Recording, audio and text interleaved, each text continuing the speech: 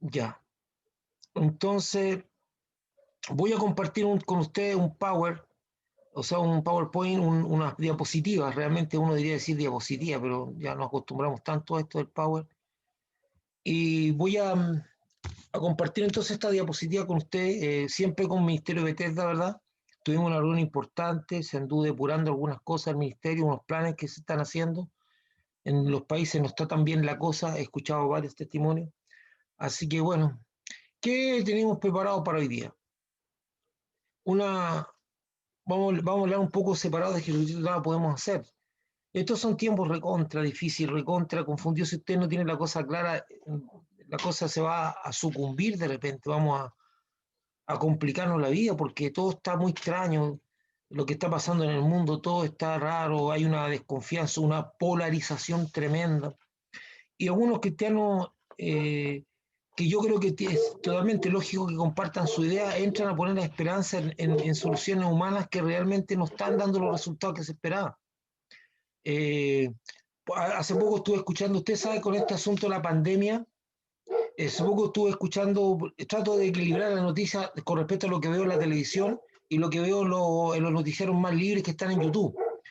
Y me encontré con un grupo de médicos, de grupo de médicos que se llaman Médicos por la Verdad, que son alemanes, españoles, argentinos, de todos los países, de todo, de inglés, Inglaterra, Estados Unidos, y que dan charlas y ellos son personas contrarias a, a este asunto del manejo de la pandemia y cómo se ha manejado.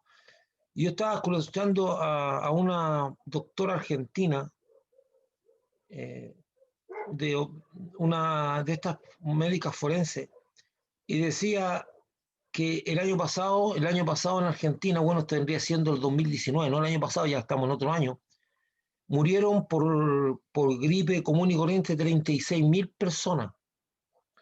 Entonces, dice yo manejo la estadística porque yo estoy ahí, mueren por gripe de 36.000 y ahí están todas incluidas todo el tipo de gripe, todas las manifestaciones de gripe. Entonces ella decía, y nadie habla de eso, o sea, nadie hizo un escándalo de eso, o sea, no es que sea bueno o sea malo, entonces entonces ella cuestionaba las intenciones del manejo de la pandemia, cuál era la idea, cómo querían controlar y cómo querían meter miedo y la gente anda con miedo, pero hay otras enfermedades que están matando mucha gente, la gripe, ¿cuánto se llama? Decía este grupo médico, la influencia mata muchísima gente en el año en todo el mundo. Entonces, y ahí tú decís, bueno, ¿a quién creer? ¿Quién tendrá la razón en todo esto? Y ahí tú te traes, porque tú no tienes los conocimientos del caso.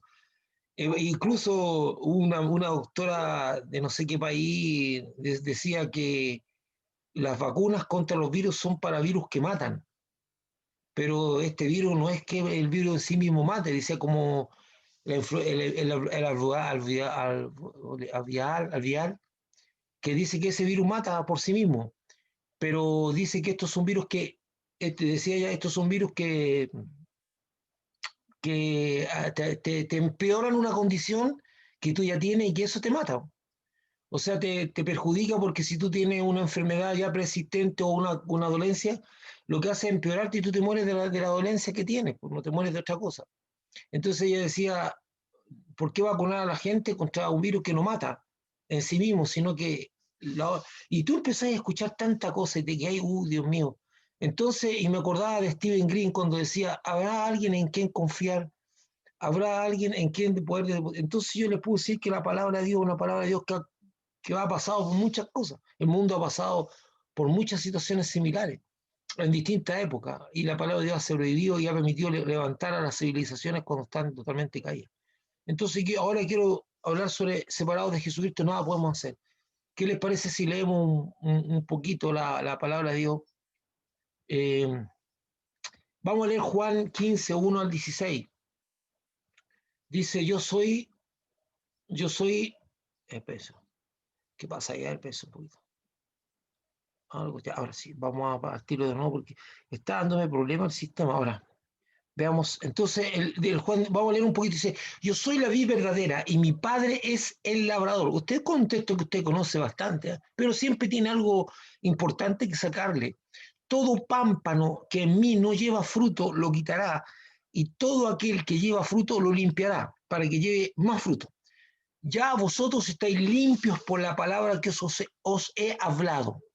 Permaneced en mí y yo en vosotros, como el pámpano no puede llevar fruto por sí mismo, si no permanece en la vid, así tampoco vosotros, si no permanecéis en mí,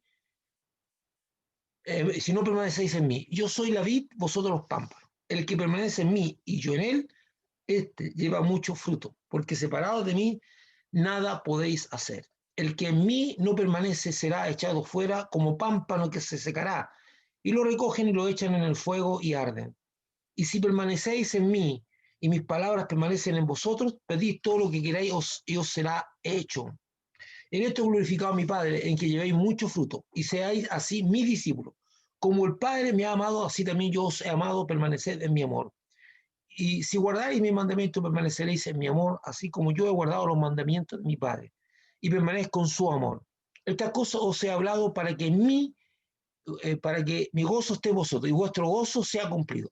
Este es mi mandamiento, que os améis los unos a los otros como yo os he amado. Nadie tiene mayor amor que este, que uno que ponga su vida por sus amigos. Vosotros sois mis amigos si hacéis lo que yo os mando. Ya no os llamaré siervos porque el siervo no sabe lo que hace su señor. Pero os he llamado amigos porque todas las cosas que oí de mi Padre os las he dado a conocer. No me elegisteis vosotros a mí, sino que yo os elegí a vosotros y os he puesto para que llevéis fruto y vuestro fruto permanezca, para que todo lo que pidáis al Padre en mi nombre, Él os lo dé. Y ese es el texto que vamos a leer ahora. No, hermano, es imposible en un momento examinar todo el texto. Vamos a ver algunos aspectos que son súper importantes. Por ejemplo, ¿qué entendemos por llevar fruto? ¿Qué entendemos por permanecer en Dios, en el Señor? Veamos, ¿qué se entiende por fruto en la enseñanza de Jesucristo? Bueno, ahí usted puede ver la vid y puede ver los pámpanos que son ramitas que se desprenden de la principal y donde cuelgan los frutos. Entonces, ¿qué se entiende por...?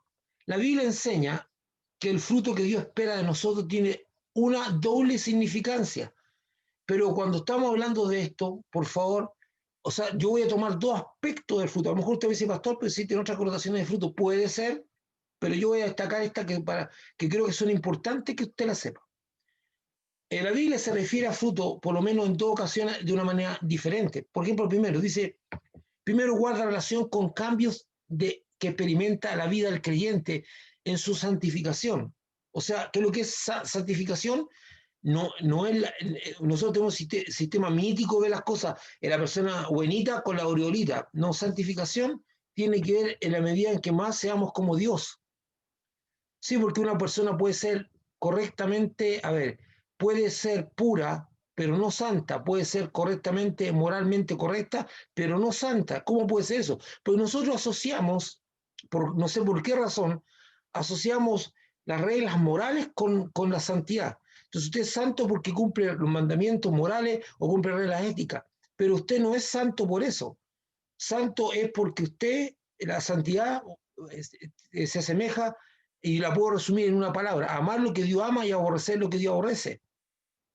Y yo siempre pongo el caso de la viuda, que Dios en el Antiguo Testamento habla de la viuda, que hay que tener un respeto y un amor y una preocupación por la viuda y por los huérfanos, y que tenían un lugar especial en el corazón de Dios, y el castigo a aquel que maltrataba a una viuda y un huérfano, que eran personas indefensas. Y después en el Nuevo Testamento, Pablo vuelve a hablar de la importancia que tiene la viuda y dice que no se descuiden en cuanto a la repartición de alimentos cuando estas mujeres están solas. Entonces, eso nos lleva a pensar que en el corazón de Dios las viudas son súper importantes. Dios ama a las viudas de una manera especial. Ahora, tú puedes ser un tipo éticamente correcto, ser como buenito, cumplir todos los mandamientos, pero si tú no amas a las viudas como Dios las ama, entonces no eres santo. Así de sencillo, porque la santidad no se define por un conjunto de reglas éticas, sino amar lo que Dios ama y aborrecer lo que Dios aborrece. Por lo tanto, va más allá de un conjunto de reglas éticas. Entonces, primero guarda relación con cambios que experimenta la vida del creyente en su santificación, en su asemejarse más a Dios. Es decir, cómo cada día nos apartamos de prácticas pecaminosas y vivimos los mandamientos de Dios. Colosenses 1:10 dice, miren lo que dice, Colosenses 1:10. Más ahora que habéis sido libertados del pecado, es 1:10. Dice, más ahora que habéis sido libertados del pecado y hechos siervos de Dios, tenéis por fruto la santificación y como fin la vida eterna. Entonces, tengamos por fruto el hecho de los cambios. Entonces una persona está dando fruto porque, pensémoslo así, para que lo podamos entender mejor, pensémoslo de esta manera. Pensemos y digamos, un hombre que tiene destruida su familia por la borrachera, por el alcohol, porque se gasta el dinero en lo que no alimenta, los niños, los hijos están muy mal, la esposa está muy mal, recibe maltrato físico, psicológico, y la vida y el hogar es tremendamente disfuncional, principalmente porque el que más aporta a esa disfuncionalidad es el padre. Este hombre tiene un encuentro con Dios, o más bien dicho, Dios se le revela, y este hombre empieza a tener cambio. Entonces, los frutos que se esperan de ese hombre es que él sea más amante, amoroso con su esposa, más colaborativo, que deje de gastarse en dinero en cosas que no construye, que mantenga a los hijos, que los tenga bien alimentados, que se preocupe de ellos, que le dé soporte afectivo. Tal vez todo eso no va a ocurrir de la noche a la mañana, pero vamos a hablar de que está dando fruto en la medida que vayan apareciendo día tras día, mes tras mes, año tras año, características como ese. Entonces ahí estamos hablando de santificación, cómo esta persona se aleja de una vida que era altamente destructiva para una vida que empieza a ser de bendición, ¿verdad? Entonces empezamos a ver fruto. Entonces ahí hablamos de que esta persona está dando fruto, porque su vida salió de una esclavitud de alcoholismo y todo lo que traía consigo eso, a una vida de maltrato familiar, disfuncionalidad y una serie de otras cosas, para que se empezaran a ver cosas interesantes en la vida de esta persona. Y ahí hablamos, entonces dice, tenéis por vuestro fruto la santificación, o sea, el cambio.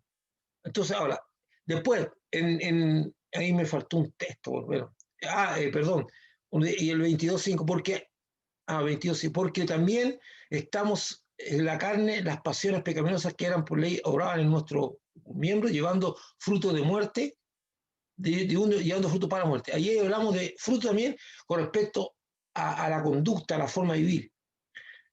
Romanos 6:22 y 7:5, 10. Para que andéis como es digno del Señor, agradándole en todo, llevando fruto en toda buena obra y creciendo en el conocimiento de Dios. Bueno, ahí están los dos textos, yo les presento ahí. Entonces, se refiere a conducta. Segundo, la segunda vez que la Biblia habla de fruto, también se habla de fruto, se relaciona con reproducirme como cristiano, y cristiano y discípulo. Se dice saludar también a la iglesia de su casa, saludar a Epeneto, amado mío, que es el primer fruto de Acaya. Entonces, la primera conversión le llama fruto. La primera conversión que se produce ahí la llama fruto. Entonces tenemos dos connotaciones de la palabra fruto, y puede que tengamos más, pero yo estoy dando la importancia para saber estas dos. Por un lado, habla de llevar fruto, es cuando la persona está teniendo cambio, y llevar fruto es cuando la persona comparte el evangelio y produce que haya otras personas que también sean parte de esto. Entonces estamos hablando de llevar fruto.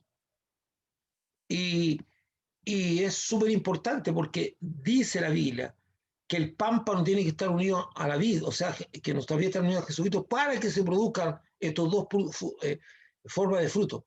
El cristiano insiste en hacer algo que durante toda la vida ha fracasado y ha producido realmente carnalidad. Insiste en querer que la vida cristiana, los mandamientos y todo lo que es Dios se vive a partir de un esfuerzo humano, ¿no? El fruto no es una capacidad humana. La capacidad humana, las capacidades humanas, mentales, que Dios nos dio para bendición también, para que podamos enfrentar esta vida, no están para producir fruto espiritual. No producen fruto espiritual. Las capacidades intelectuales no producen fruto espiritual. Es el espíritu que produce fruto espiritual. Entonces, aquí lo que está diciendo, que si yo desarraigo, o sea, si empiezo a vivir mi vida separado de la vida, como un pámpano que vive tratando de llevar la vida cristiana a través de una vida carente de una unidad con Cristo, sino independiente a Cristo, no va a llevar fruto y se va a secar, porque el fruto espiritual lo produce aquel que domina el mundo espiritual, el reino de Dios. En Juan 15:5 dice, yo soy la vid y vosotros los pámpanos. El que permanece en mí y yo en él, este lleva mucho fruto porque separado de mí nada podéis hacer. Tratemos de darle una profundidad a ese texto. Yo soy la vid, dice Jesús, y vosotros los pámpanos. Entonces explica que la vid, no, que los pámpanos no pueden producir frutos separados, porque el pámpano separado, según que está cortado, no puede llevar fruto. Entonces, volvemos aquí a la palabra. Yo tengo que entender y necesito comprender para poder evaluar si mi vida en lo espiritual está yendo por los caminos que Dios quiere. Entonces, para mí la gente usa las palabras, los cristianos usan las palabras y hablan del fruto y todo, pero la pregunta yo me digo, ¿entienden lo que están hablando? ¿Entienden? ¿Entienden lo que Dios dice? ¿Comprenden lo que Dios está hablando? Entonces, tú comprendes cuando la Biblia te dice que va a llevar fruto. ¿Qué es lo que es ese fruto? Por eso digo, dos maneras. Vamos a fruto en cambios en la vida de la persona que van haciendo que su vida de una vida destructiva a una vida de bendición. Entonces ahí vimos dos textos. Dice, tenéis por fruto vuestra santificación. Vuestro fruto, la santificación. Y dice, porque mientras estábamos en la carne, las pasiones pecaminosas que eran por ley, oraban en nuestros miembros, llevando fruto de muerte para muerte. Eso es la verdad. Entonces, para que andéis como es digno del Señor, agradándole en todo, llevando fruto en toda buena obra y creciendo en el conocimiento de Dios. Ahí está hablando del fruto, crecimiento, toda buena obra. Entonces, y la segunda era llevar a otro conocimiento de Dios. Entonces dice que ese fruto no puede ser si estamos separados de la vid, como un pámpano no puede dar fruto. Entonces, en el versículo 5 Jesucristo declara que es la vid y nosotros somos los pámpanos, que Él es la vid y que nosotros somos los pámpanos. La vid es árbol que produce la uva, que tiene un tronco principal y ramas conectadas llamadas pámpanos, sobre los cuales crecerá el racimo de uva, como usted lo puede ver en la foto. Hay un tronco principal y se van desprendiendo ramas alrededor de esa parra o de esa vid. Y de ahí va a crecer el fruto. O sea, el pámpano necesita estar pegado a la vid. Y entonces Cristo es la vid, que está el tronco principal, y los creyentes son los pámpanos. Juan dice, todo pámpano que en mí no lleva fruto, lo quitará, y todo aquel que lleva fruto lo limpiará para que lleve más fruto. Se espera que el pámpano lleve fruto. Y si no lleva fruto, yo tengo varias parras aquí. 4 parritas que tienen distintos tipos de uvas. Ya me han dado, ya han cumplido los tiempos y me han dado fruto. Y es verdad, hay ramas que tienen varios racimos y hay ramas que no tienen nada. Más aún, mire, el año antepasado, tenía una parra, de las 4 parras tenía una, que era una uva de esta amarilla que no tiene pepa, dulce, pero que nunca me había dado. Las otras ya habían dado, pero esa no. Y yo le dije, ya, el próximo año te corto si no dais. y le hablé a la parra, pues ya me fui. Y el año siguiente dio un tremendo, pero un solo racimo, así como para dejarme contento. Uno solo, grande, rico. Y este año no dio. ¿Ah? Parece que tenía que haberle pegado una nueva amenaza, pero este año no dio. Pero sí hay ramas que no tienen fruto. Entonces, cuando llega el momento de la poda, uno trata de dejar las ramas que tienen fruto y las que no, no. Entonces el Señor declara que en el versículo 2, que todo creyente, al igual que el pámpano que no lleva fruto, será quitado por el labrador que es Dios. Ahí usted ve en la foto un corte. Esto es lo que dice la Biblia y no la teología, que enseña que el creyente que ha creído en Jesucristo no tiene de qué preocuparse. Sin embargo, el Señor enseña que todo creyente o discípulo que en él no lleva fruto será cortado. Porque es imposible estar verdaderamente en Jesucristo y no llevar fruto. Presta atención aquí, porque nosotros, o sea, esto es una enseñanza no mía, sino de Jesús. Él dice, todo pámpano que no lleva fruto, es cortado. Entonces, este texto también nos lleva a entender los propósitos de Dios. Como yo dije, el propósito de Dios no es nuestra felicidad, el propósito de Dios es que nosotros seamos personas que generemos bendición, que cumplamos los planes que Él tiene. El propósito de Dios es que tengamos vidas significativas, transformadas y que seamos bendición para otros. Como dice, la felicidad pasa, la felicidad está, después no está, no está. Pero los propósitos son eternos. Son eternos los propósitos. Entonces, también el versículo 2 nos habla que el pámpano es limpiado para que lleve más y mejor fruto. Es decir, que en lo natural que se le quita las hojas y partes secas para que haya más racimo de uva en un mismo pámpano. Pero también en lo espiritual significa que el Señor limpia nuestras vidas del pecado y de todo aquello que está seco y muerto, por lo cual nos estorba y nos permite llevar fruto. Y es súper interesante esto, es tremendamente interesante porque hace unos años atrás, en una visita que yo hice que yo tuve la oportunidad de visitar Ovalle, en Ovalle hay mucha uva. Y varios de los hermanos de la iglesia de Ovalle, trabajaban en la parte agrícola. Y había una pareja de esposos que eran muy capo en todo lo que es la uva. Entonces yo, preocupado por ello, le dije, oye, pero la cosecha de la uva es una vez al año, y después el resto del año no hay. No, me dijo, si el trabajo es varios, me dijo, está la poda, me hablaron del raleo. Y yo decía, ¿qué es lo que es raleo? El raleo, y resulta que, como usted puede ver ahí en esa foto, la uva crece en una forma disímil, o sea, no es similares para ambos lados, nada de eso. Entonces, entonces uno se pregunta, la uva crece, pero no cónica. Y cuando usted está mirando revistas o cualquier dibujito, por ejemplo, estos mismos dibujos, mire, fíjese en estos dibujos anteriores, si usted se da cuenta, en los dibujos anteriores le ponen uva como forma cónica, ¿ves? Son como conos.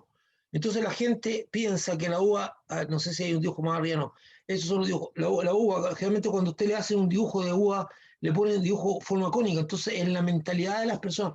Entonces raleo significa darle forma cónica al racimo de uva que va a ser exportado a países donde quieren un racimo cónico.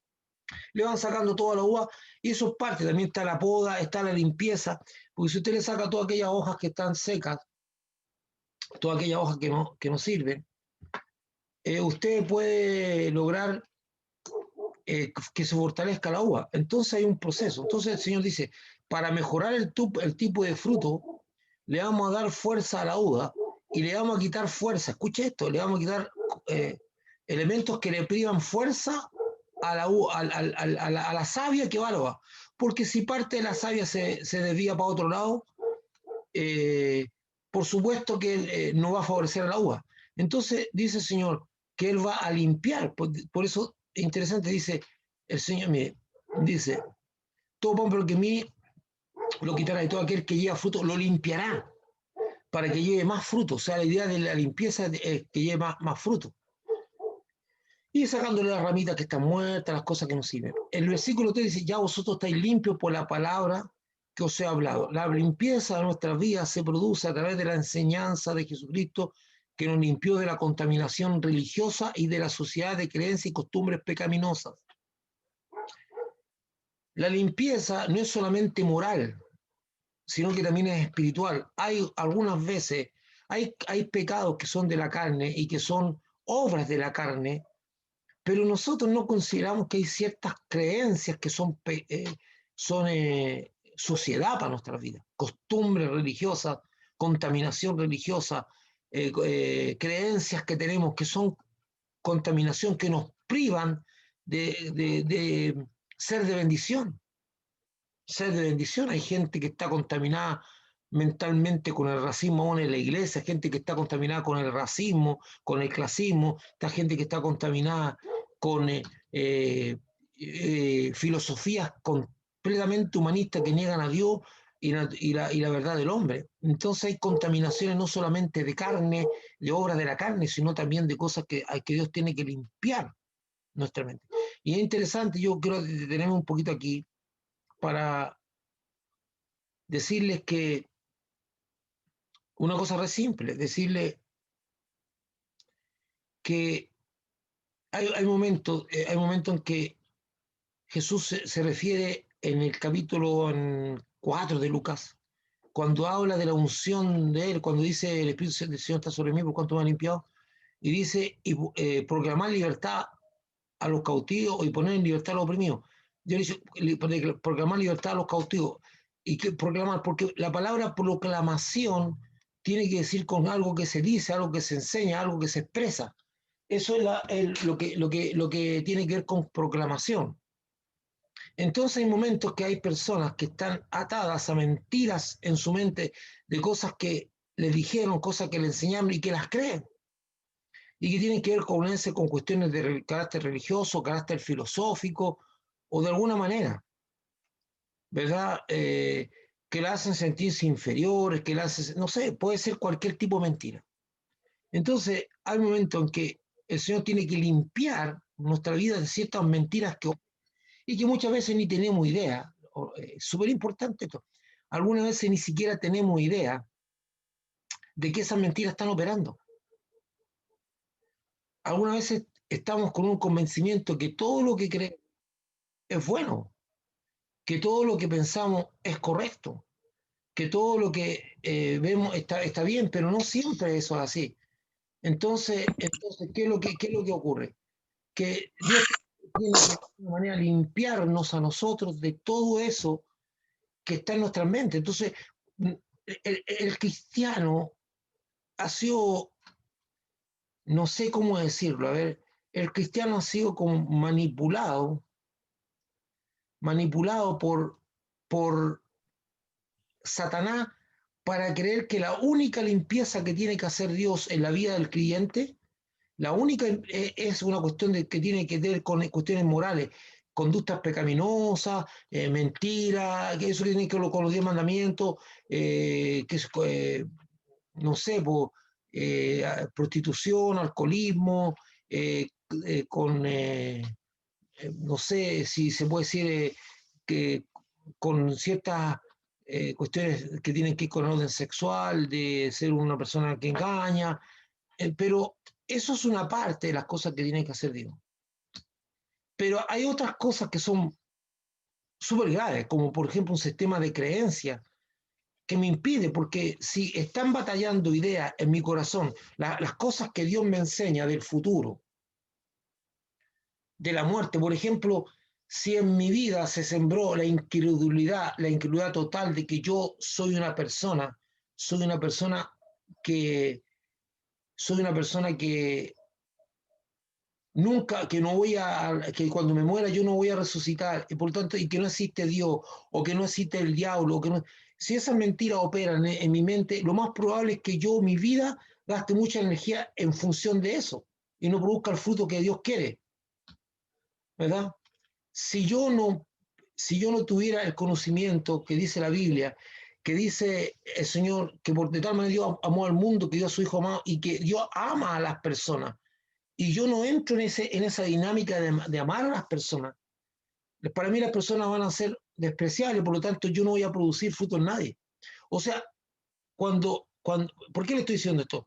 Porque cuando el Señor dice que tiene que limpiar la vid, no es solamente una cuestión de tipo moral. Aquí dice, mire, ahí dice, lo limpiará para que lleve fruto. O sea, el que no lleva fruto lo corte, el que está llevando fruto lo va a limpiar para que lleve más fruto. Y vosotros ya estáis limpios por la palabra que os ha hablado. Es la palabra de Dios la que va produciendo los cambios de mentalidad y la limpieza, esa limpieza que se requiere a través del conocimiento y la palabra del Señor. En Juan 14, el 4 y 5 dice, permaneced en mí y yo en vosotros. Como el pámpano no puede llevar fruto por sí mismo si no permanece en la vid, así tampoco vosotros, si no permanecéis en mí, yo soy la vid y vosotros los pámpanos. El que permanece en mí, yo en él, este lleva mucho fruto porque separados de mí, nada podéis hacer. vuelvo a insistir en algo que he estado diciendo. Por alguna razón se ha generado en la mente de muchos cristianos la capacidad de generar cosas separadas de Cristo. Y cuando digo separado de Cristo, ellos piensan que van a producir fruto. Y por eso digo, hermano, perdone que sea tan reiterativo.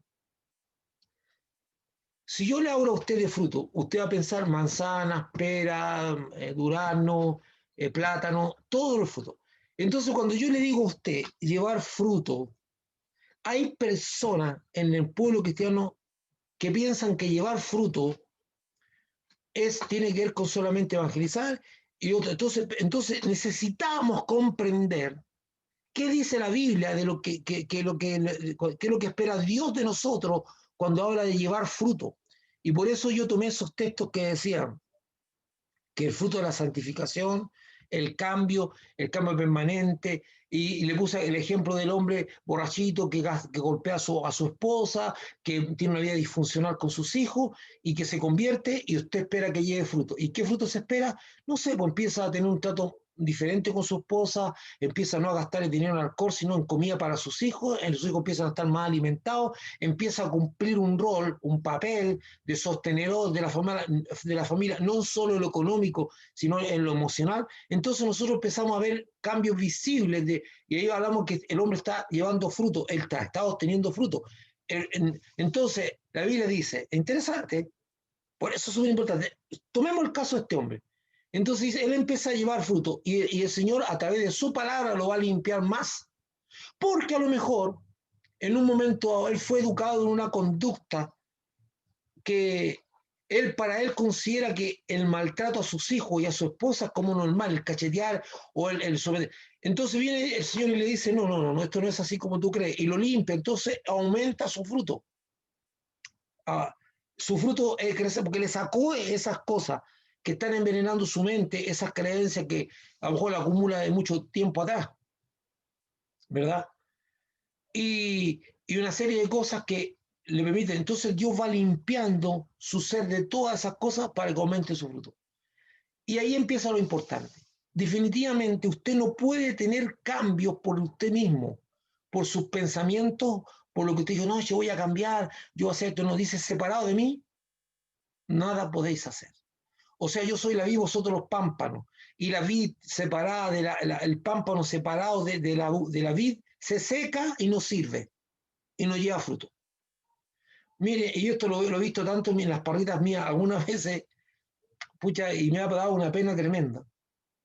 De repente, me ha pasado más de una vez, he visto una ramita que tiene uno o dos, tres racimos, y por tratar de acomodarla mejor, la empiezo a mover y la quiebro. ¡Wow! La trato como de enderezar, no sé, y al quebrarla se desconecta de la vid. Y ya, aunque por más que era yo, se empieza a secar, se seca. Y perdí esos dos racimos, porque por sí mismo, esos dos racimos de uva que están en ese pámpano, al quebrarlo, yo lo desconecté de la vid y ya no van a producir. O sea, sin la conexión a la vid, esos racimitos de uva no van a seguir creciendo y la rama se me va a secar. Entonces, separados del Señor, no podemos llevar fruto. Y la tendencia nuestra es a separarnos del Señor. No basta con haber creído y aceptado a nuestro corazón que Jesucristo es el Salvador y Señor, sino que además se debe permanecer unido a Jesucristo, siempre. Y esto significa viviendo en sus enseñanzas, obedeciendo sus mandamientos y no reemplazarlos por la filosofía de este mundo que es contraria a Dios, la que tal vez sea más fácil de entender y practicar que la enseñanza de Jesucristo, pero que a la larga no deja fruto, no deja así fruto, y nos separa del amor de Dios. Esa es la realidad. Entonces, muchas veces nosotros nos entusiasmamos, hermano amado, esto no es emocional. No es porque usted grite más igualdad y no es porque usted grite más libertad, que usted va a tener más libertad, y no es porque usted llore y se emocione. No es así, no es así.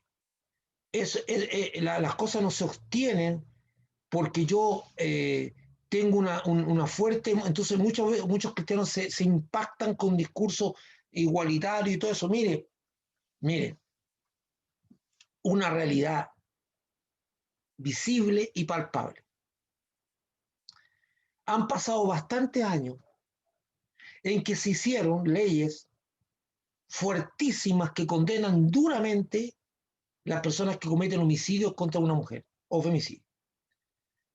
Se esperaba, se esperaba que esas leyes, y si tú razonas haces un razonamiento lógico, claro, se esperaba que si yo le digo a los tipos que las penas de castigo van a ser muy duras, disminuya el número de asesinatos a mujeres. A la mitad del año pasado ya llevamos casi el mismo número de mujeres asesinadas y terminamos este año no con menos mujeres asesinadas. Y han pasado los años y todos los años la cosa ha empeorado y no ha cambiado. Porque no es por una cuestión emocional, sino que hay que ir a la raíz del problema. ¿Por qué la mujer está muriendo? Un hombre no mata a una mujer por ser mujer.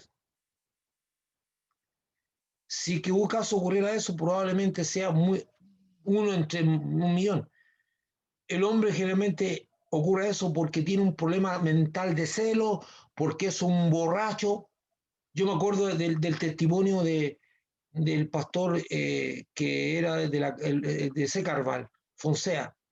Fonsea fue a la cárcel porque era un tipo que se emborrachaba, él y su esposa se emborrachaban. Eran un par de borrachos y el Fonsea en su testimonio cuenta que un día tuvo una discusión con su esposa, la empujó en esa discusión en la cocina, salió para afuera, después era empujado y siguió, y cuando volvió la esposa se había desangrado con un golpe que se dio en la cabeza y murió. Ay, este hombre mató a esa mujer por ser mujer. No, ahí está involucrado el alcohol, la rencilla y la estupidez. Entonces, si nos vamos a las causas, y el Señor nos muestra las causas, po. El Señor nos dice, hay que cambiar el corazón del hombre. El problema está en el corazón. Y entonces, ¿qué es lo que ocurre? Que no basta con haber aceptado a Cristo. Dice, y esto significa que nosotros vamos a obedecer sus mandamientos y no lo vamos a reemplazar por la filosofía de este mundo. O sea, a ver, hermano, yo tampoco voy a decir, oye, esta gente, no, yo valoro cualquier esfuerzo que se haga y yo voy a apoyar cualquier esfuerzo que se haga, pero yo sé que hay cosas que no van a cambiar si no las cambia Dios. Porque el problema está en el corazón del hombre y no está no, es que hay hombres que odian a la mujer, no hay hombres que odian a las mujeres, son muy pocos, hombres que son irresponsables, de repente un tipo se puso celoso y le pegó un par de tiros a su esposa, lo mató por celo, entonces hay que tratar lo que está pasando en su corazón, ¿verdad? Bueno, en Juan 15 se dice, el que en mí no permanece será echado fuera, como pámpano y se secará y lo recogen y lo echan al fuego y arden. Mire, tienen una advertencia. El que no permanece en Jesucristo es echado fuera y se seca y termina siendo cortado y echado al fuego y arden porque están secos. Y los creyentes no quieren hablar de esto, solamente hablan de salvación y de gracia, pero hay señanzas que Jesús que te dice y te advierte, si tú no llevas fruto, vas a ser cortado y te vas a secar y vas a ser echado al fuego. No lo digo yo, lo dice la palabra. Ahí está claro. En el versículo 7, si permanecéis en mí y mis palabras permanecen en vosotros, pedid todo lo que queráis y os será hecho. Revela una razón del por qué nuestras peticiones no son contestadas. Porque ahí lo dice. Si permaneces en mí y mis palabras permanecen en ti, pídeme todo lo que quieras y os será hecho. Entonces hay gente que se revuelca, se tira al suelo, reclama, le llora a Dios peticiones, pero no permanece ni ha permanecido nunca en su palabra ni en Cristo. Hay personas que derechamente consideran que Cristo es un bombero, literalmente un bombero. ¿Qué es lo que hace un bombero? Acude a la emergencia, acude a la situación de emergencia. Eso hace un bombero. Me están escuchando, ¿verdad? ¿Me están escuchando alguien que me haga así? ¿Me están escuchando? Ya, porque si de repente siento que el internet está un poquito débil ya. Entonces, ¿qué es lo que ocurre? Dice, si tú permaneces, pide todo lo que quieras, gracias, y eso será hecho. Entonces hay muchos cristianos que las peticiones no son contestadas porque no permanecen en Jesucristo y su palabra. El que está en Cristo y su palabra sabe pedir, ya que lo que señala el Señor es muy grandioso. Pedid todo lo que queráis y os será hecho.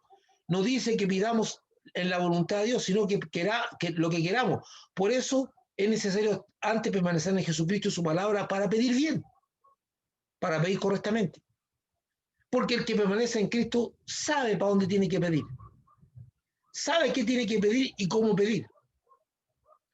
En Juan 15:8 dice, en esto glorificado a mi Padre. ¿En qué glorificado el Padre? En que llevéis mucho, mucho fruto. Y eso es súper interesante. Dice, he glorificado al Padre en que llevemos mucho fruto. Y seáis así mis discípulos. La gloria de Dios, o Dios se glorifica en cuando las personas ven los cambios que tenemos y glorifican a Dios. Ustedes se acuerdan del Silio García, ¿verdad? El hermano Silio. Yo cuando lo conocí a Silio, lo conocí en una campaña de evangelismo. Una campaña de evangelismo muy interesante. ¿Qué es lo que me tocó vivir con el Silio? Resulta que yo no conocía al Silio, me mandan a predicar a donde estaba él, y el Silio tenía montado una tarima en la calle, y una calle como de una cuadra llena de sillas, la gente para escuchar el mensaje y todo eso. Bueno, yo prediqué esa vez, pero ese no es el punto. Un día me tocó salir a la calle a hacer evangelismo, y yo le decía a la gente, yo vengo a la iglesia, así, no me diga nada, me dijo, nosotros sabemos quién era el Silio, me dijo, y cómo es ahora. El Silio era un borracho que está ahí botado en la alcantarilla, y verlo ahora es increíble. O sea, habían visto el cambio del Silio y que él estaba llevando fruto y la gente glorificaba a Dios por el cambio del Silio, porque vieron los frutos del borracho que no daba ni un peso a un hombre que estaba edificando la vida de todos y al principio, porque una persona que su vida está siendo destruida por su cosa, su forma de ser, una persona que su vida está siendo destruida, la gente no le tiene respeto, no la respeta. Pero resulta que cuando el Silio tiene un cambio, todo el mundo, el pastor, el Silio y la gente, cómo lo saludaba en la calle, yo sé que no siempre fue así, porque cuando su vida era un desastre, la gente a lo mejor no tenía ni un respeto por él. Vamos más adelante. Entonces Dios se glorifica. El versículo 8 enseña que el glorificar a Dios no es solamente la expresión de nuestra boca, como decir un gloria a Dios y levantar la mano, sino más bien que Dios es glorificado porque llevamos mucho fruto y el discipulado que de Jesucristo se hace efectivo en nuestras vidas. Nosotros creemos que ser discípulo de Cristo es tomar cursitos donde te enseñan lo que dice Jesús. No, ser discípulo de Cristo es tomar su palabra, aprenderla y ponerla en práctica. Un discípulo es un seguidor de. Yo me pregunto cuántos creyentes son seguidores de Cristo.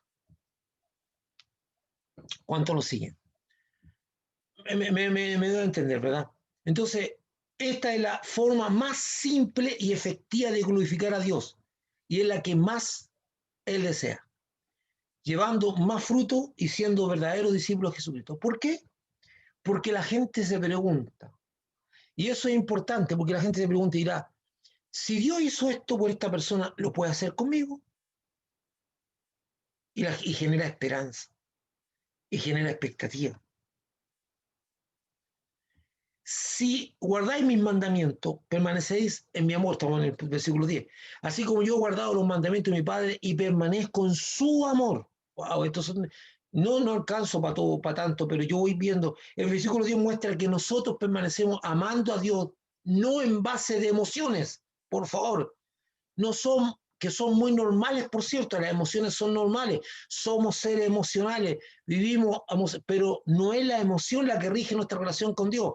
Tampoco debemos negar nuestras emociones, somos seres emocionales. No, es imposible, si una persona no tiene emoción, entonces está muerto.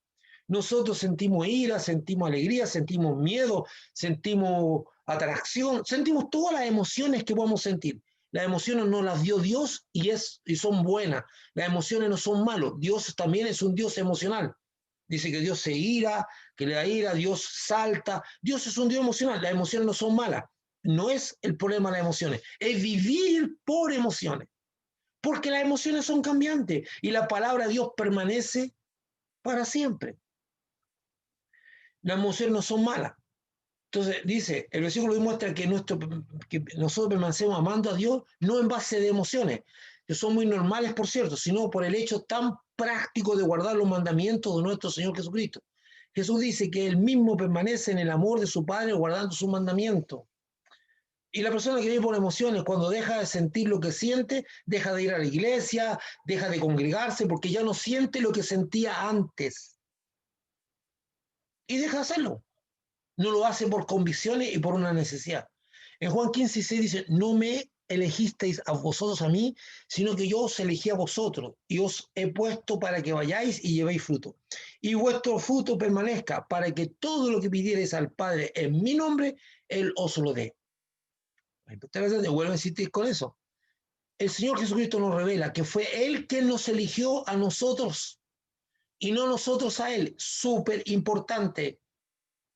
Él tuvo misericordia y un día puso la vista en nosotros sin merecerlo y nos eligió, como fue que llamó a cada uno de sus discípulos. Él nos eligió a nosotros, que no ha elegido, que no ha elegido para que llevemos, porque nos ha elegido para que llevemos fruto, mucho fruto.